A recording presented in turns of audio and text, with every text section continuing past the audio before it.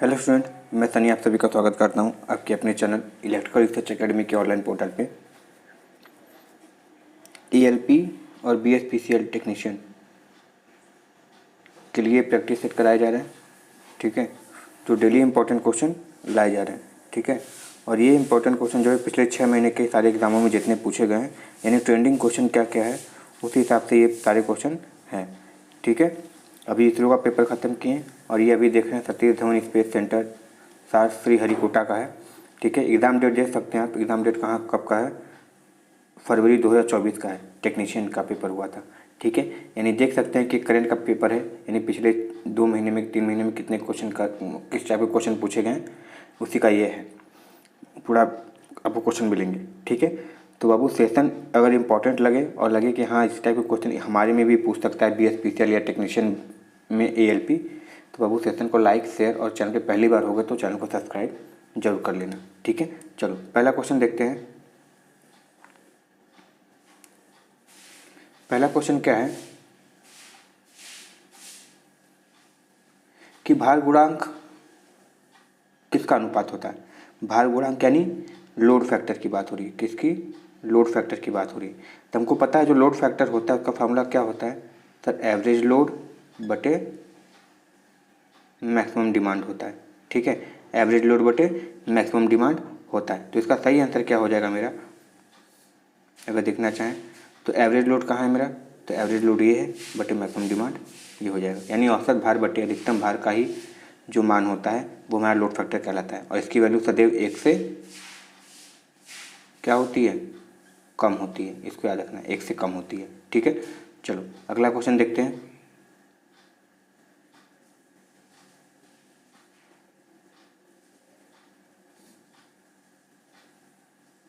अगला क्वेश्चन है कि जब इनमें से किसको समानांतर में जुड़ी दो नलिकाओं में से किसी एक श्रृंखला में जोड़ा जाता है तो ये स्ट्रोबोस्कोपिक प्रभाव को कम करता है। तो हमको पता है कि समानांतर में जोड़ने के लिए केवल और केवल एक चीज़ का प्रयोग करते हैं और वो हमारी क्या होती है, कैपेसिटर। कैपेसिटर का उपयोग हम लोग पावर फैक्टर सुधारने के लिए भी करते हैं। और जो स्ट्रोबोस्कोपिक इफेक्ट होती है, स्ट्रोबोस्कोपिक इफेक्ट मतलब जब कोई रुकी हुई वस्तु गतिशील और गतिशील वस्तु रुकी हुई दिखाई देती है तो उसको स्ट्रोबोस्कोपिक इफेक्ट कहते हैं। जैसे कि टीवी वीवी में पंखा देखोगे, जब टीवी चलती है अंधेरे में जब पंखा चलाओ तो तुमको लगेगा पंखा रुकी हुई है, बट एक्चुअली वो चल रही होती है, ठीक है। तो संधारित्र होती है और हमको पता है संधारित्र मैक्सिमम टाइम में क्या होता है, शंट में यानी पैरेलल में ही जुड़ा होता है।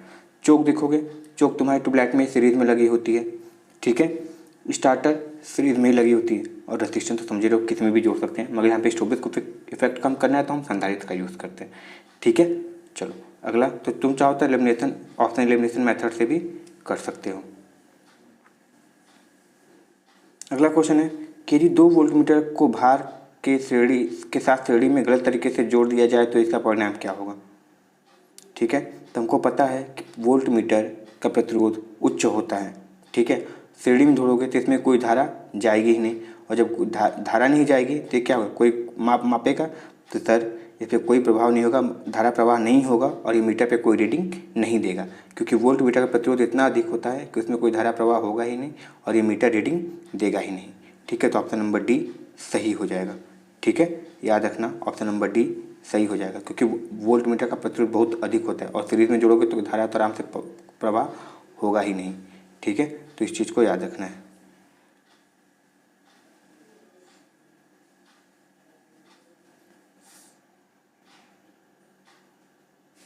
अगला क्वेश्चन देखो ये इसी टाइप के क्वेश्चन तुमको पूछेंगे जी, ठीक है। और तुम देख लेना इसी टाइप के क्वेश्चन तुमको मिलेंगे एएलपी टेक्नीशियन वाले में, जो पार्ट बी होगा टेक्नीशियन, जो 75 नंबर के होंगे क्वालिफाई करना अनिवार्य होगा।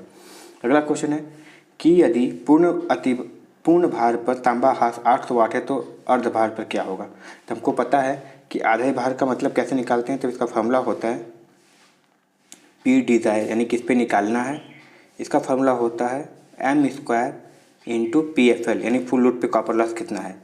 तो m मतलब लोड कितना है मेरा, आधा है, तो आधे का स्क्वायर कर देते हैं, ठीक है। और फुल लोड पे कितना था हमारा 800 वाट है, ठीक है। अब जब इसको करोगे तो कितना हो जाएगा समथिंग मेरा, तो सर ये हमारा हो जाएगा 1/4 गुणे 800, ठीक है। इसको काट दो, कितना आया मेरा 200 वाट आया, इसलिए मेरा सही आंसर क्या हो जाएगा 200 वाट हो जाएगा। ठीक है, तो इस तरीके से क्वेश्चन पूछे जाएंगे न्यूमेरिकल, तुमको सॉल्व करना है। ठीक है ना, और आएगा क्वेश्चन, इंपॉर्टेंट क्वेश्चन है। चलो अगला क्वेश्चन, जब एक 3 फेज इंडक्शन मोटर या इंडक्शन मोटर भार के साथ चल रहा है तो मोटर में एकल फेज उत्पन्न हो सकता है कब? एकल फेज कब उत्पन्न होता है? तो हमको पता है कि एकल फेज कब उत्पन्न होता है कि जब 3 फेज में से कोई एक फेज क्या हो जाए, जल जाए या कार्य से बाहर हो जाए, तो उसको क्या बोलते हैं? सिंगल फेजिंग कहते हैं। और उस समय जब सिंगल फेजिंग पे चल रहा हो तो उस समय क्या होगा? सर ये करंट बहुत ज़्यादा खींचने लगेगी मोटर। ठीक है, करंट बहुत ज़्यादा खींचेगा मोटर, तो I²R यानी हीट अधिक उत्पन्न होगी, तो इसके जलने के चांस भी मैक्सिमम हो जाते हैं। ठीक है, बहुत ज़्यादा हो जाते हैं, इसलिए ऑप्शन नंबर सी सही हो जाएगा। सिंगल फेजिंग बता दिए ना क्या होता है, बहुत बार पूछता है कि सिंगल फेजिंग ही क्या होता है ये बताओ। तो सिंगल फेजिंग क्या होता है, जब 3 फेज में से एक फेज जल जाती है या फिर कार्य से बाहर हो जाती है, केवल 2 फेज में मोटर चलने लगती है, तो इसको सिंगल फेजिंग कहते हैं। और इसमें क्या होती है, यही हम देखने को मिलता है क्या, कि सर धारा बहुत ज़्यादा लेती है और ये भी हो सकता है कि कुंडली जल भी जाए। ठीक है, चलो अगला क्वेश्चन,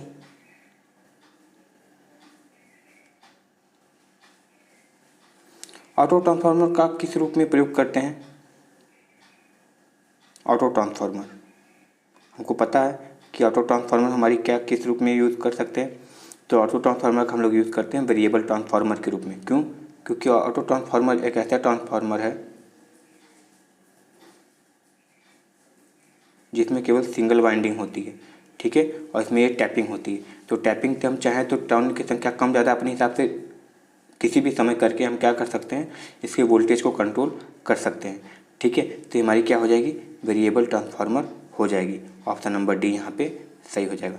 वेरिएबल क्यों बोले पता है ना, क्योंकि हम वोल्टेज को चाहे तो अपने हिसाब से टैपिंग मतलब नॉब को हिला डुला, जैसे स्टेबलाइजर होता है, स्टेबलाइजर में वोल्टेज कम ज़्यादा कर सकते हो ना, सेम कहानी इसमें कर सकते हो, इसलिए इसको वेरिएबल ट्रांसफार्मर भी कहा जाता है।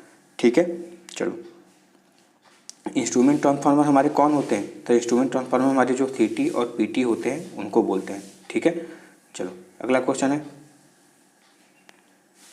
ट्रांसफार्मर का कार्यात्मक सिद्धांत क्या है? ट्रांसफार्मर का कार्यात्मक सिद्धांत है, तुमको पता है कि ट्रांसफार्मर या तो फैराडे लॉ के इलेक्ट्रोमैग्नेटिक इंडक्शन पे काम करेगा या फिर म्यूचुअल इंडक्टेंस पे काम करता है। अब जो ऑप्शन है उसे आपसे मार देना। तो यहाँ पे हमको परस्पर प्रेरण दिया है यानी म्यूचुअल इंडक्टेंस दिया है, हमारा म्यूचुअल इंडक्टेंस सही हो जाएगा। म्यूचुअल इंडक्टेंस क्या होता है कि बिना कॉन्टैक्ट के, देख लो प्राइमरी वाइंडिंग और सेकेंडरी वाइंडिंग के बीच में इनफाइनाइट प्रतिरोध होता है, तब भी फ्लक्स के माध्यम से एक वाइंडिंग की पावर दूसरे वाइंडिंग के पावर पे चली जाती है, वाइंडिंग के पर पावर चली जाती है, किसके सहायता से? फ्लक्स के, जो कि बिना कांटेक्ट के है, इसलिए इसको परस्पर प्रेरण कहते हैं। ठीक है, क्या कहते हैं? म्यूचुअल इंडक्टेंस कहते हैं। चलो अगला क्वेश्चन,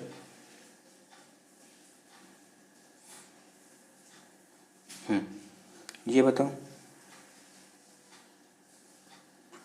लॉ कोर को लेमिनेट क्यों करते हैं? लेमिनेट क्यों करते हैं, यानी हमको पता है कि जिसमें हम वाइंडिंग करते हैं कोर को, उसको लेमिनेट करते हैं, जिसकी मोटाई कितनी होती है?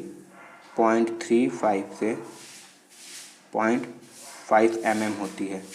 ठीक है, तो लेमिनेशन क्यों करते हैं? तो सर लेमिनेशन इसलिए होती है क्योंकि उससे भंवर द्वारा हानि कम किया जा सके। ठीक है, क्या कर सके? एडी करंट कम कर सकें। और हिस्टैरिसीस लॉस कैसे किससे कम किया जा सकती है? सर उस कोर में सिलिकॉन स्टील मिला दे, सिलिकॉन कितना मिलाएंगे? 102% सिलिकॉन मिला दे, तो इसमें हिस्टैरिसीस लॉस को हम कम कर सकते हैं। सही है, चलो अगला क्वेश्चन देखते हैं।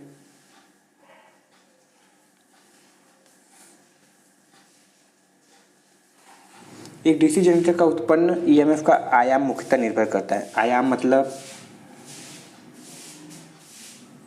ये जो एम्पलीट्यूड है, तो ये एम्पलीट्यूड किस पे निर्भर करता है? ठीक है, यानी ये जो वी एम की वैल्यू है, मैक्सिमम वैल्यू, क्योंकि हमको पता है कि AC आर्मेचर में तो AC ही बनेगा, भले ही बाहर कम्यूटेटर के साथ हम DC ले लें, तो वही पूछ रहा है कि बताओ फिर किससे बनेगा। ठीक है, तो हमको पता है कि जितना अधिक RPM होगा, RPM समझिए ना, जितनी तेज़ जनरेटर घूमेगी उतना ही अधिक तगड़ा वोल्टेज बनेगा ना। यानी अगर धीमा डुलाएंगे तो हो सकता है 2 वोल्ट बढ़े, और तेज़ घुमाएंगे तो हो सकता है 6 वोल्ट बढ़े। तो यही मैक्सिमम वैल्यू है ना, कि कितना अधिक तेज़ घुमाएंगे तो कितना अधिक हमारा वोल्टेज बन रहा है। तो हमारी जो आर्मेचर की गति होती है, यानी सिंपली कहें तो जो RPM होती है, उस पर हमारे EMF की वैल्यू निर्भर करती है। आयाम मतलब EMF की वैल्यू ही पूछ रहा है एक तरीके से। सही है, तो इसको याद रखना, ऑप्शन नंबर सी सही हो जाएगा।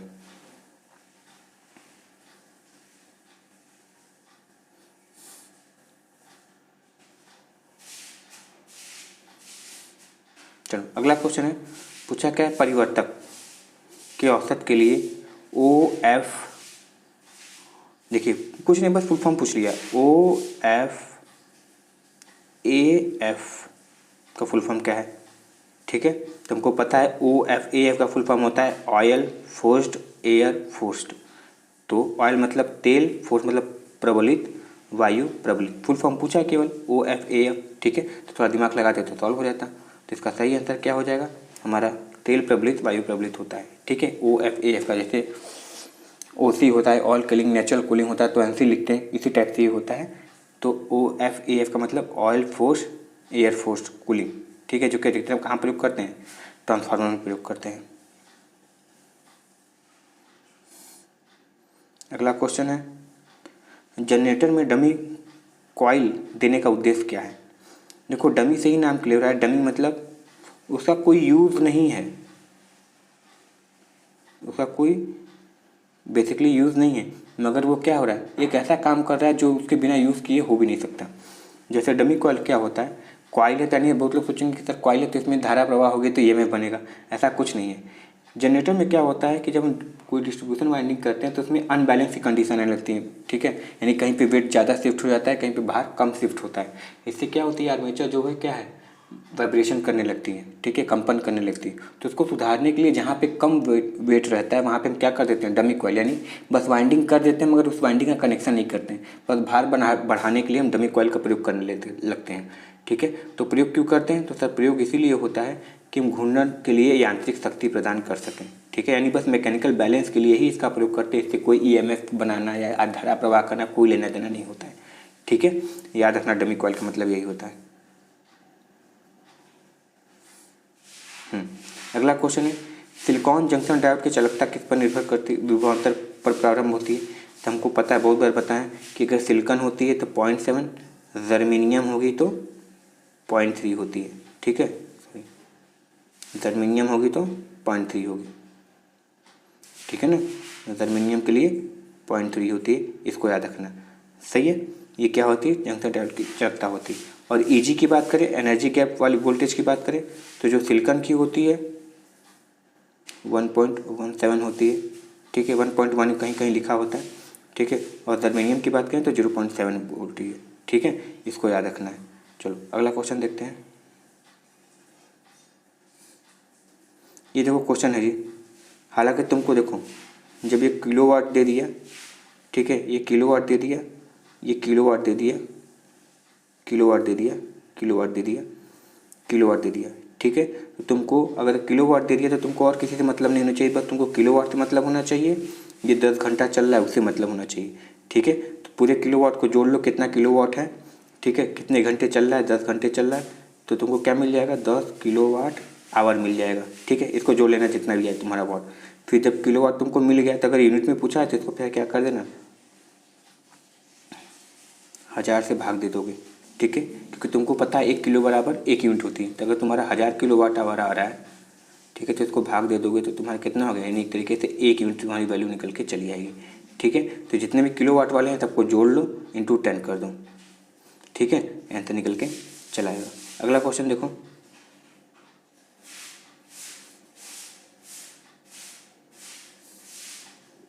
क्वेश्चन क्या है कि विशिष्ट रूप से विद्युत अग्नि बुझाने के लिए सबसे उपयुक्त विधि में से कौन सा प्रकार अग्निशामक होता है। देखो वर्ग ए में तुम्हारे कितने आते हैं, तुम्हारे लकड़ी, कागज, कोयला, यानी जितने भी ठोस वाले होते हैं तुम्हारे वर्ग ए में आते हैं। वर्ग बी में पेट्रोल, डीजल, केरोसिन, ये सब जितने तरल होते हैं उसमें आते हैं। सी में देखोगे तो सी में तुम्हारे क्या होते हैं, जितने भी विद्युत वाले आग होती हैं, शॉर्ट सर्किट हुआ, ठीक है, फॉल्ट आ गया उसके कारण से। क्लास डी में तुम्हारे जितने भी गैस होते हैं, एलपीजी होती है, ठीक है, सीएनजी होती है, उन सब में जो आग लगती है उसके कारण होता है। तो यहाँ पे ऑप्शन नंबर तुम्हारा क्या हो जाएगा, तो ऑप्शन नंबर मेरा यहाँ पे सी सही हो जाएगा, ठीक है, ऑप्शन नंबर सी यहाँ पे सही हो जाएगा, ठीक है। चलो याद रखना ये क्वेश्चन बहुत पूछा जाता है और उसमें न्यूमेरिकल भी पूछा जाता है कि वोल्टमीटर की रेंज बढ़ाने के लिए क्या तुम प्रयोग करते हो। तुमको पता है कि वोल्टमीटर रेंज बढ़ाने के लिए हम एक चीज़ प्रयोग करते हैं जिसको क्या बोलते हैं, सॉरी, उसको क्या बोलते हैं? उसको बोला जाता है सर मल्टीप्लायर।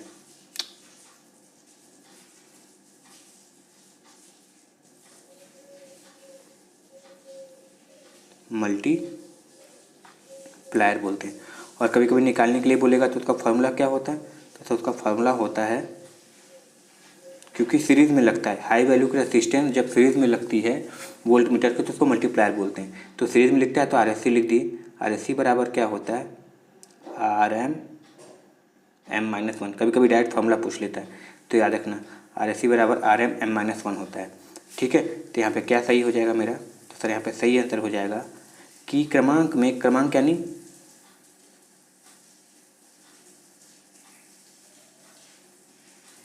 क्रमांक में उच्च प्रतिरोध पार्श्व के मीटर के साथ जोड़ने। देखो पार्ट्स हमको नहीं समझ में आ रहा है, मगर याद रखना हम बता दे रहे हैं। इसमें अगर इंग्लिश में लिखे हुए तो लिखा हुआ समझ जाओगे कि सीरीज़ में हाई रेसिस्टेंस जोड़ते हैं, ठीक, सीरीज़ में वोल्ट मीटर के लिए। तो यहाँ पे पार्ट्स समझ लो जो भी है, यानी हालांकि आंसर तो इसी दो में से कोई होगा। एक तो या तो ये हो सकता है या तो कोई ये हो सकता है। ठीक है, तो जो होगा उस हिसाब से देख लेना। ठीक है, क्योंकि उच्च प्रतिरोधी लगता है। क्रमांक में बोला है यानी सीरीज़ में बोला है, तो हमको लगता है यही ऑप्शन सी ही बोलना चाह रहा है। क्रमांक मतलब सीरीज़ यही बोलना चाह रहा है। ठीक है, तो ऑप्शन नंबर सी ये सही हो जाएगा। ठीक है, चलो बाबू, सेशन पसंद आया तो सेशन को लाइक शेयर और सब्सक्राइब जरूर कर देना चैनल को। ठीक है ना, सब्सक्राइब कर दिया करो चैनल। ठीक है ना बाबू, बहुत ज़्यादा मोटिवेशन मिलता है। चलो अगला देखो, विद्युत मोटर की आउटपुट पावर किससे ली जाती है? तो हमको पता है कि मोटर में जो आउटपुट पावर होती है वो किससे लेते हैं? शाफ्ट से ही लेते हैं, क्योंकि मोटर है तो आउटपुट में हमको मैकेनिकल पावर चाहिए। मैकेनिकल पावर किस पे आती है? शाफ्ट पे आती है। तो ऑप्शन नंबर डी इसका सही हो जाएगा।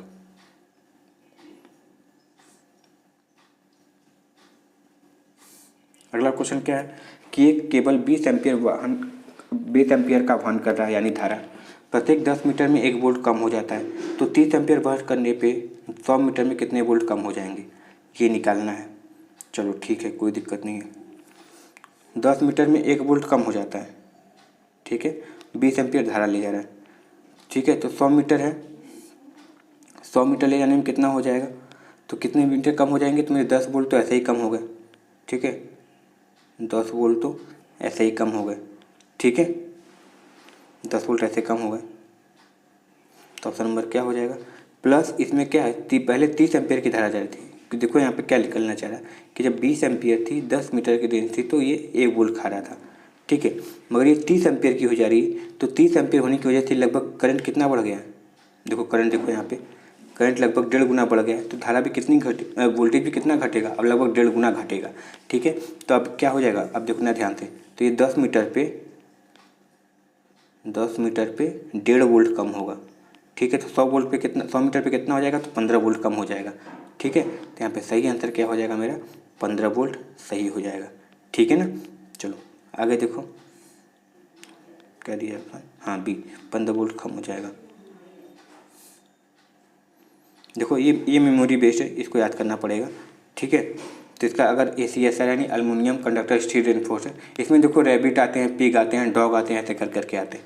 ठीक है, तो कितना हो जाता है? तो सही मेरा हो जाता है 50 मिमी स्क्वायर।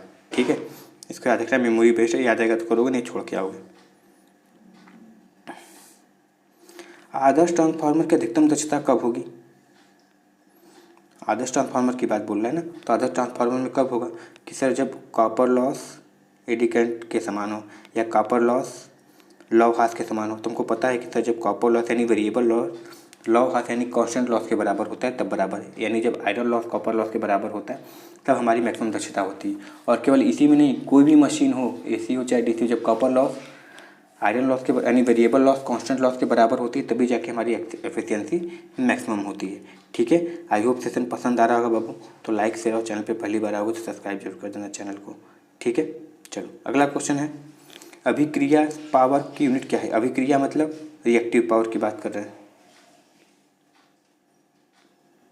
रिएक्टिव पावर ना, जिसको किससे दिखाते हैं? Q से दिखाते हैं। और फॉर्मूले की बात करें तो VI sin फाई होती है। ठीक है, और इसको दिखाते हैं किस में? तो सही हम दिखाते हैं इसको सदैव VAR में। वोल्ट एम्पियर किसकी यूनिट है? तो आभासी शक्ति की है। वॉट किसकी है? तो सर वास्तविक शक्ति की है, ओम किसकी है, तो प्रतिरोध की है। तो यहाँ पे याद रखना VAR सही हो जाएगा।